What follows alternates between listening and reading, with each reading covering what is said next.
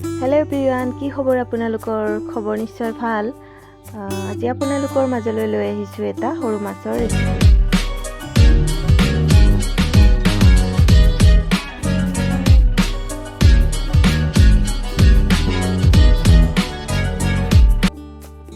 সৰু মাছৰ ৰেচিপিটোৰ কাৰণে যিখিনি শাক পাত আছে সেইখিনি মই লৈ লৈছোঁ। নৰসিংহ, মান ধনিয়া, মানমুনি, ভেদাইলতা, লগতে গঞ্চনাৰ ঠাৰি। এতিয়া এইবিলাক মই ভালদৰে ধুই চাফা কৰিলোঁ, সৰু সৰুকৈ কাটি মিক্সি জাৰটোত দি দিলোঁ। প্ৰথমে এইখিনি মই ধুনীয়াকৈ মিহি কৰি ল'ম। এতিয়া কেৰাহীখনত তেল গৰম হোৱাত ইয়াতে মই মাছখিনি প্ৰথমতে এটা এটাকৈ ভাজি ল'ম। মাছখিনি ভালদৰে ধুই মই হালধি নিমখ সানি এনেদৰে ভাজি লৈছোঁ। সকলোৱেতো জানেই মাছ কেনেকৈ ভাজে, এইটো আৰু নতুনকৈ ক'বলগীয়া নাই। কিন্তু এই ৰেচিপিটো খাবলৈ তেনে সাধাৰণ যদিও খুব ভাল আৰু উপকাৰীও, পেটৰ কাৰণেই হওক বা তেজ চাফা কৰাতে হওক, সকলো ক্ষেত্ৰতেই ভাল। আৰু যেতিয়া ঘৰত সৰু মাছ অনা হয়, আমি এনেদৰে এদিন বনাই খাওঁ। সেয়ে আপোনালোকে যিহেতু মোৰ ফেমিলিৰ নিচিনা, আপোনালোকৰ লগতো শ্বেয়াৰ কৰিলোঁ মইনো কেনেদৰে মাছ বনাই খাওঁ, সৰু মাছ। এয়া মাছখিনি মোৰ ভজা হৈ গ'ল।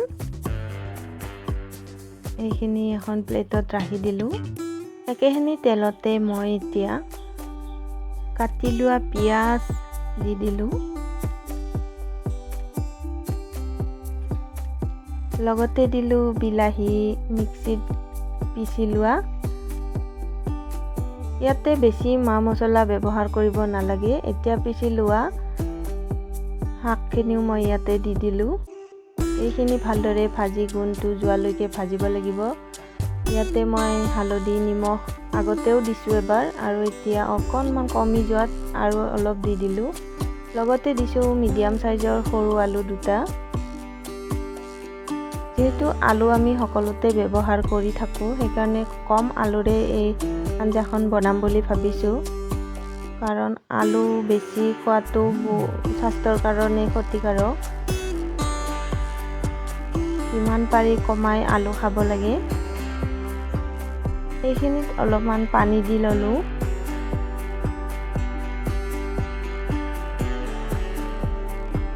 ইয়াতে অকণমান জিৰা গুড়ি দিলোঁ আৰু অকণমান পানী দিলোঁ, অলপ কমি থকা কাৰণে। বেছি পানী দিলেও আঞ্জাখন খাই ভাল নালাগিব, সেইকাৰণে মই অলপে পানী ব্যৱহাৰ কৰিছোঁ আৰু এইখিনি ভালদৰে উতলিবলৈ দিম। এয়া চাওকচোন, ধুনীয়াকৈ উতলি অহাত এতিয়া মই এটা এটাকৈ ভাজি থোৱা মাছকেইটা দি দিম।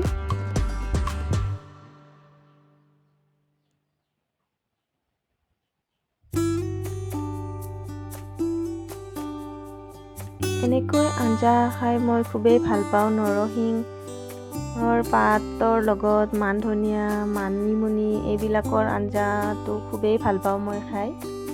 আৰু বৰষুণ বতৰতো খাবলৈ খুবেই সোৱাদ হয়।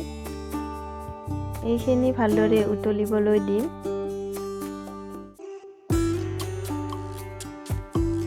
এতিয়া এইখিনি গেছৰ পৰা নমাই লৈছোঁ আৰু গৰমে গৰমে পৰিৱেশন কৰিব। খুবেই ভাল লগা ৰেচিপি। ভিডিঅ'টো যদি ভাল পাইছে লাইক, কমেণ্ট, ছাবস্ক্ৰাইব কৰি দিব মোৰ চেনেলটো। আজিলৈ বাই।